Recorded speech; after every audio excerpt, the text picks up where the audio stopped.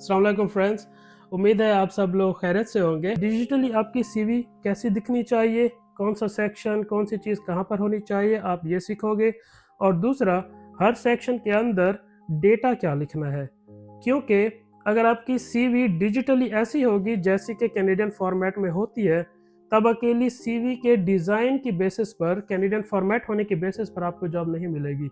ना ही आपका डेटा अच्छा हो लेकिन आपका डिज़ाइन वही पाकिस्तानी टिपिकल स्टाइल का हो सीवी का, तो खाली डेटा की बेसिस पर भी आपको कनाडा में जॉब नहीं मिलेगी।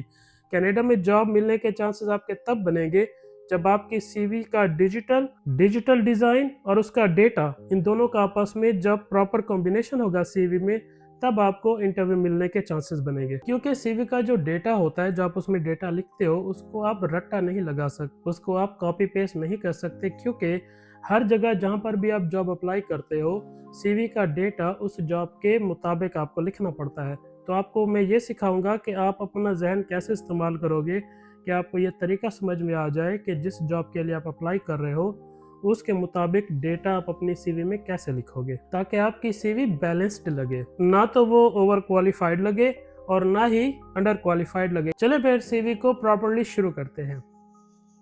जब आप किसी अननोन पर्सन से पहली बार मिलते हो या पहली बार मिलोगे, तो सबसे पहले आप उससे क्या पूछोगे? उसका नाम पूछोगे या वो आपसे सबसे पहले आपका नाम पूछेगा। इस चीज़ को कहते हैं इंट्रोडक्शन, खुद को इंट्रोड्यूस कराना। इसी तरह जब आप अपनी सीवी किसी एम्प्लॉयर के पास भेजते हो, खासकर कैनेडियन एम्प्लॉयर के पास, तो आप उससे पहली बार मिल रहे हो। आपकी सीवी आपकी मुलाकात करवा रही है उस एम्प्लॉयर से, वर्चुअली मुलाकात। तो जिस तरह एक ह्यूमन बेस्ड मुलाकात में सबसे पहले नाम से इंट्रोड्यूस कराया जाता है, इसी तरह सीवी में भी आप सबसे पहले अपने नाम से एम्प्लॉयर को इंट्रोड्यूस कराओगे। जब एक एम्प्लॉयर आपकी सीवी खोल कर पढ़ेगा, तो उसके जहन में ये चल रहा होगा कि इसका नाम क्या है। सबसे पहले वो आपका नाम देखना चाहेगा। तो जो लोग ये एक मिस्टेक कर देते हैं सीवी में कि पहले एक्सपीरियंस लिख दिया या पहले कुछ और लिख दिया, बस नाम बाद में आता है, तो ऐसा आपको नहीं करना है। जिस तरह एक ह्यूमन लेवल पे आप जब किसी से मिलोगे तो सीधा आप एक्सपीरियंस पे तो नहीं चढ़ जाओगे। तो जिस तरह एक नॉर्मल आदमी जब किसी न्यू बंदे से मिलता है, एक अननोन आदमी से मिलता है जिससे वो पहली बार मिल रहा है, तो सबसे पहले अपना नाम बताता है, या वो खुद ही नाम पूछ लेगा या आप उससे उसका नाम पूछोगे। इसी तरह सीवी में भी आप सबसे पहले अपना नाम लिखोगे। अब यहाँ पर एक टेक्निकल पॉइंट है जो मैं आपको यहाँ बोर्ड पर बना के दिखाता हूँ।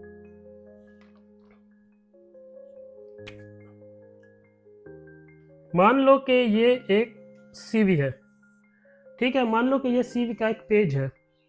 तो इस पेज के दिखने में तो एक ही पेज लग रहा है ना, लेकिन इस पेज के 3 हिस्से हैं। वो हिस्से मैं मार्क कर देता हूँ। एक हिस्सा ये है जिसको कहते हैं लेफ्ट, एक हिस्सा ये है जिसे कहते हैं सेंटर, और एक हिस्सा ये है जिसे कहते हैं राइट। लेफ्ट, सेंटर और राइट। अब आप ये बताओ कि आप अपना नाम सीवी में जो सबसे पहले इंट्रोड्यूस कराओगे ना, खुद को अपना नाम लिखोगे, मैंने अभी बताया आपको। तो आप अपना नाम सीवी के कौन से हिस्से में लिखोगे, लेफ्ट में, सेंटर में या राइट में? और आप कमेंट में अपना जवाब लिख भी देना जो आपके माइंड में आया है। मैसेज को एडिट नहीं करना, ठीक है, कमेंट को एडिट नहीं करना। जो भी जहन में आपके जिसका जवाब आ रहा है वो आप कमेंट में लिख देना, और आपको खुद अपना भी पता चल जाएगा कि आपकी सीवी को समझने की स्किल या काबिलियत या आपका सीवी को देखने का अंदाज किस लेवल का है। लेकिन अगर आपका आंसर मेरे आंसर से मैच नहीं करता हो, तब भी आपने फिक्रमंद नहीं होना है, क्योंकि अगर आप ये वीडियो गौर से देखोगे और अगर एक बारी में आपको समझ नहीं आती, 2-3 बारी इसको गौर से रिपीट करके देखोगे, तो ट्रस्ट मी, आप अपनी सीवी को बिल्कुल ही क्रैक कर लोगे। तो अभी मैं आपको बताता हूँ कि आप अपना नेम कहाँ लिखोगे। आप अपना नेम जब आप कैनेडियन फॉर्मेट में सीवी बना रहे हो, तो या तो आप लिखोगे लेफ्ट में या आप लिखोगे सेंटर में, आप राइट में नहीं लिखोगे। ये भी सही है, ये भी सही है, लेकिन राइट में लिखना गलत है। उसकी वजह ये है कि जो इंग्लिश लैंग्वेज है वो लेफ़्ट से स्टार्ट होती है, राइट की तरफ जाती है। ये उर्दू में आप सीवी नहीं लिख रहे हो, क्योंकि उर्दू राइट से स्टार्ट होकर लेफ़्ट में जाती है। ये आप इंग्लिश कंट्री में अप्लाई कर रहे हो। जब भी आप किसी भी इंग्लिश कंट्री में जॉब अप्लाई करोगे, तो उसकी सीवी या तो आप लेफ़्ट से शुरू करोगे या सेंटर से शुरू करोगे। इस बात को आप एक एग्जांपल से समझो। मान लो कि आपने किसी कंपनी में सीवी भेजी और उस कंपनी में जो गोरा बैठा था वो सारी सीवीज चेक कर रहा है, उसे उसके ओनर ने बोला या एम्प्लॉयर ने बोला कि आज ये सारी सीवीज चेक करो, ख़त्म करो और फिर आगे प्रोसेस को आगे बढ़ाना है।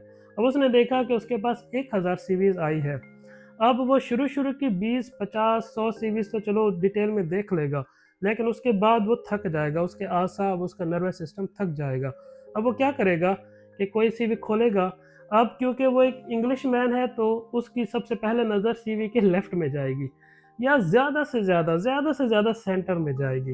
वो राइट साइड में पहले पहले नहीं देखेगा। अब आप एक ह्यूमन लेवल पे आप इमेजिन करो कि वो थका हुआ भी है, उसके ऊपर प्रेशर भी है कि सीवीज को ख़त्म करना है, और उसने जैसे सीवी खोली उसे लेफ्ट में कुछ नहीं दिखा, सब राइट में था। इससे एक इरिटेशन फैक्टर पैदा होता है, और ये थोड़ी सी इरिटेशन इस बात के लिए काफ़ी है कि वो उस सीवी को डिलीट कर देगा। वो सीवी को देखेगा ही नहीं, वो ऑलरेडी थका हुआ है। उसने कुछ सीवी 100 में से 2-4 ऑलरेडी शॉर्टलिस्ट भी कर ली है, आगे 900 सीवीज और पड़ी है।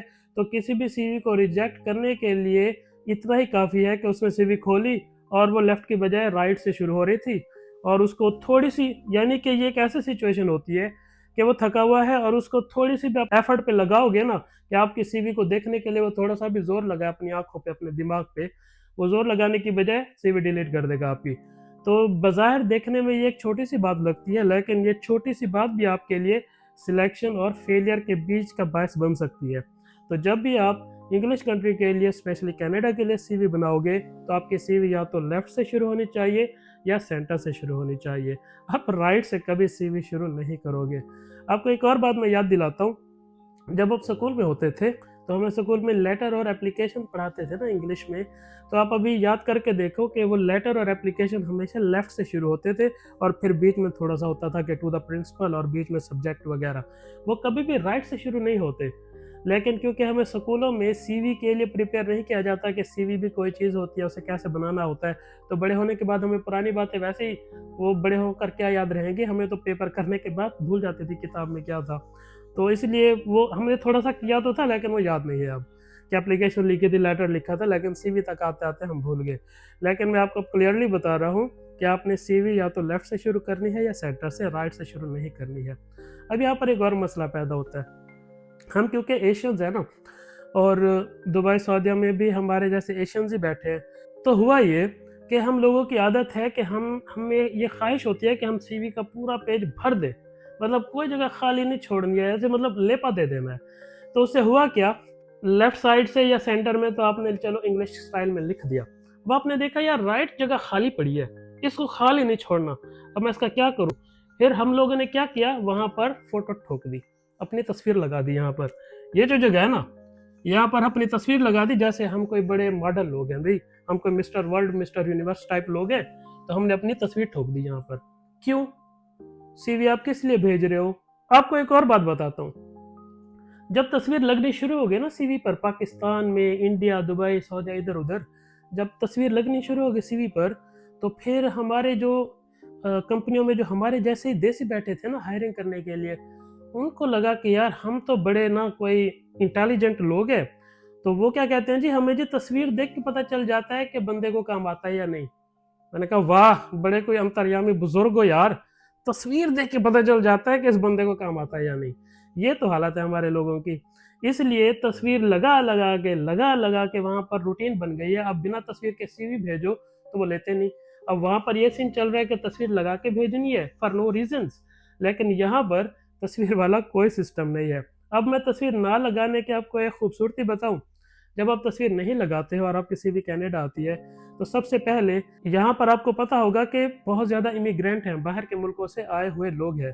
तो जब आप तस्वीर नहीं लगाओगे सीवी में, तो ये जो प्रायोरिटी वाली बात होती है वो चीज़ वहीं पर ही ख़त्म हो जाती है, क्योंकि तस्वीर तो है नहीं। जब आप कनाडा सीवी भेजते हो तो उस पर आप पिक्चर नहीं लगाते, क्योंकि यहाँ के लोग भले ही हमसे टेक्नोलॉजी में, इल्म में, तरक्की में आगे हैं, लेकिन फिर भी ये लोग ऐसा नहीं सोचते कि हम पिक्चर देखकर बता देंगे कि बंदे को काम आता है या नहीं। ऐसा यहाँ पर कोई सीन नहीं है।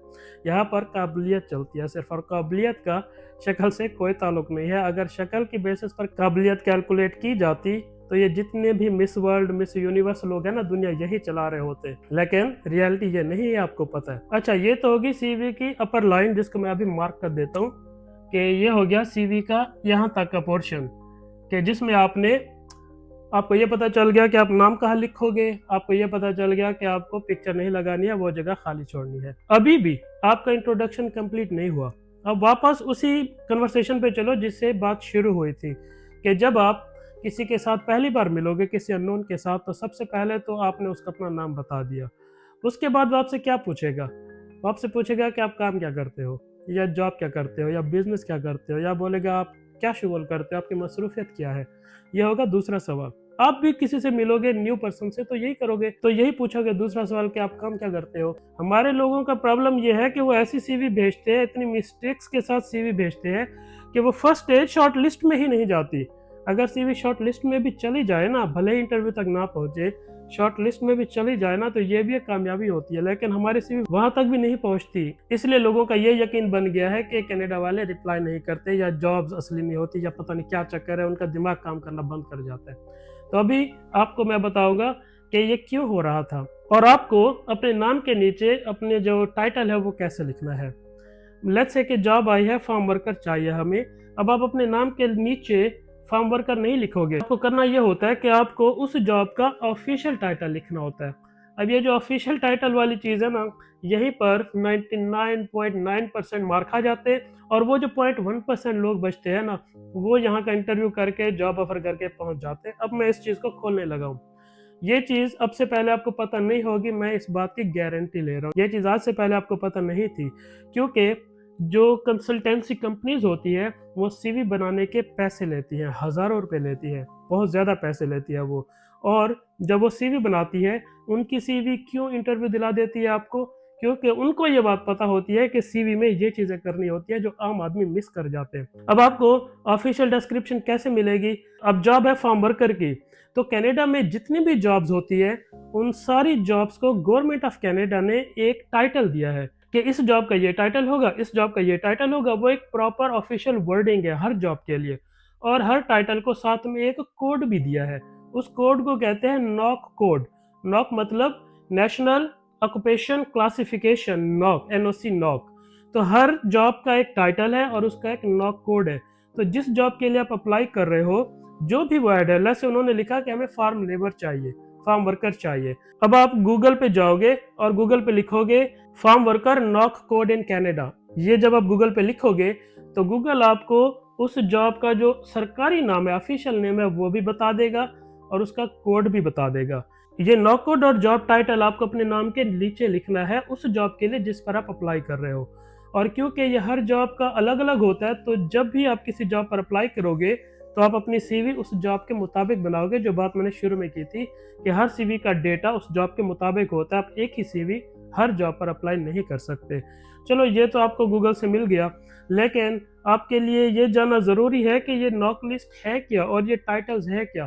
क्योंकि जितना ज़्यादा आप कनाडा के सिस्टम को जानोगे, आपके यहाँ हायर होने के चांसेस, कनाडा का जॉब ऑफर मिलने के चांसेस, कनाडा का वीज़ा मिलने के चांसेस उतने बढ़ जाएंगे। क्योंकि जितना आप जानोगे उतना ज़्यादा आप अच्छी तरह अपनी सीवी बना सकोगे, आपकी सीवी इंप्रूव करती जाएगी। और अगर आपको लगता है कि नहीं जी हमसे ये सब नहीं होता, तो आप भी फिर पैसे भर के सीवी बनवा लो किसी कंसल्टेंट से पाकिस्तान में, और फिर करते रहो ट्राई। मेरा पर्पज़ यह है कि आप खुद अपनी सीवी बनाना सीखो, उसमें अपना डेटा डालना खुद सीखो। उससे फ़ायदा ये होगा कि आप मेंटली ग्रो करोगे, आप मैच्योर हो जाओगे, आपको जॉब की अप्लाई करने की सेंस आपकी बढ़ जाएगी।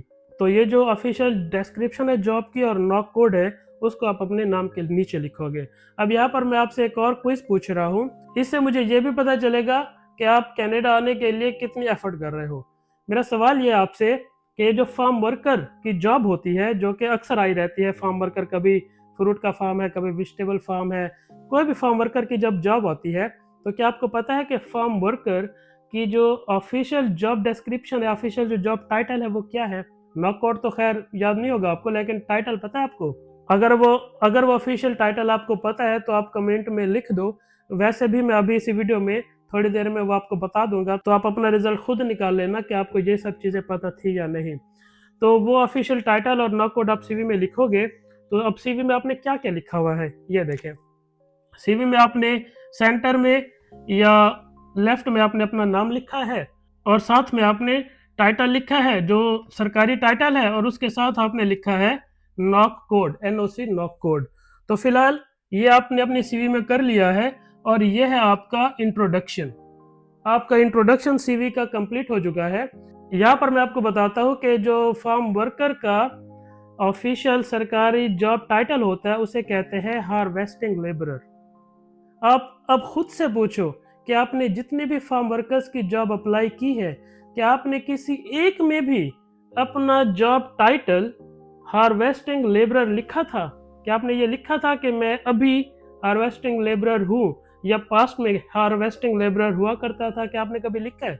क्या आपने कभी अपने जॉब टाइटल के साथ नॉक कोड लिखा है कि कनाडा का नॉक कोड क्या है इस जॉब के लिए? अब आपको मिल गया जवाब कि आपकी सीवी शॉर्टलिस्ट क्यों नहीं होती थी, आपको इंटरव्यू क्यों नहीं आता था।